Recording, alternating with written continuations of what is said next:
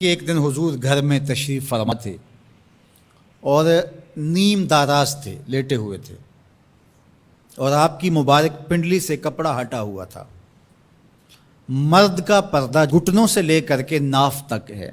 فاستاذن ابو بکر فاذن لہ، تو حضرت ابو بکر رضی اللہ تعالیٰ عنہ آئے، حضور نے کہا آ جائیے۔ وہو تلک الحال، اور آقا کریم اسی حالت میں بیٹھے ہوئے تھے۔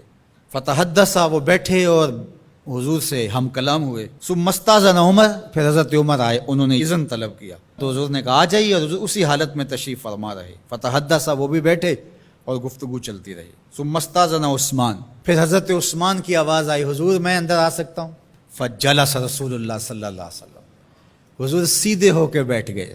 وسوى ثيابه، اور جلدی جلدی اپنی پنڈلی کے اوپر کپڑا ڈال دیا۔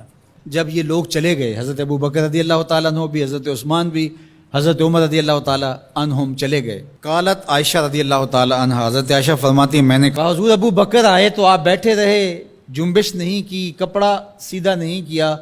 حضرت عمر آئے تو آپ اسی حالت میں رہے اور باتیں چلتی رہیں، لیکن جب عثمان آئے تو پھر آپ ایک دم اپنا کپڑا سیدھا کرنے لگے اور اٹھ کے بیٹھ گئے۔ تو سنو میرے حضور نے کیا جواب دیا۔ کہا میں اس سے حیا نہ کروں جس سے اللہ کے فرشتے بھی حیا کرتے ہیں۔ کتنا بد نصیب ہے جو حضرت عثمان غنی پہ زبان درازی کرتا ہے۔ یہ عثمان وہ ہیں جس سے اللہ کے فرشتے بھی حیا کرتے ہیں۔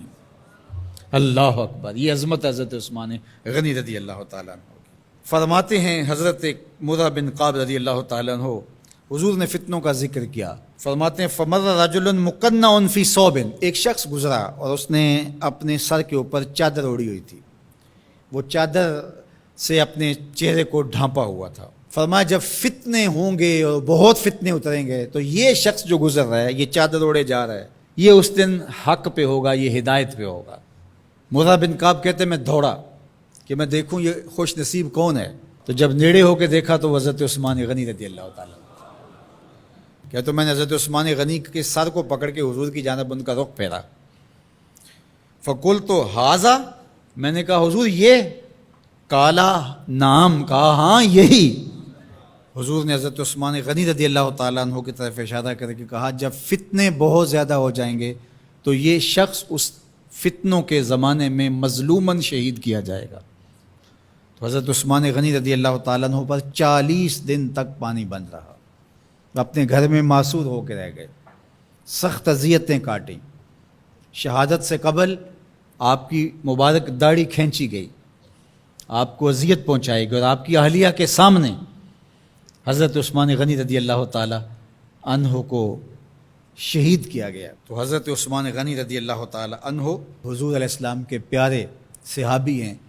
حضور کی 2 صاحبزادیاں یکے بعد دیگر حضرت عثمان غنی رضی اللہ تعالیٰ عنہ کے نکاح میں آئیں۔ آپ کے بہت سارے نمایاں وصف ہیں جن میں حضور کا 2 مرتبہ داماد بننا، اور پھر فرمایا اگر میری اور بھی صاحبزادیاں ہوتی تو میں عثمان سے نکاح کر دیتا، اور پھر ذوالہجرتین 2 ہجرتیں، حبشہ کی جانب اور مدینہ المنورہ کی جانب، پھر شہادت کا اعزاز، اولین مسلمانوں میں ان کا شمار ہے، 10 مبشرہ میں ان کا شمار ہے، 4 خلفائے راشدین کے اندر ان کا 3را نمبر ہے۔ جمع قرآن اور نشر قرآن کی سعادت اللہ نے ان کے حصے میں رکھی۔ آپ کے اوصاف میں سے 2 وصف بہت نمایاں ہیں، ایک تو آپ کا سخی ہونا، دوسرا آپ کا وصف نمایاں حیا تھا۔ تو آج حضرت عثمان غنی رضی اللہ تعالیٰ عنہ کی ان صفتوں کو، حیا کو اپنے کلچر میں فروغ دینے کی ضرورت ہے، اپنی معاشرت میں فروغ دینے کی ضرورت ہے۔ ایک مرد ہو کے اتنا حیا دار، تو پھر عورت ہو کر حیا کی چادر پھاڑ دے اور وہ اس کو آزادی کا نام دے، تو اس سے وہ نسوانیت کا نور رخصت ہو گیا۔ اقبال نے کہا تھا جس علم کی تاثیر سے زن ہوتی ہے نازن، کہتے ہیں اسی علم کو ارباب نظر موت۔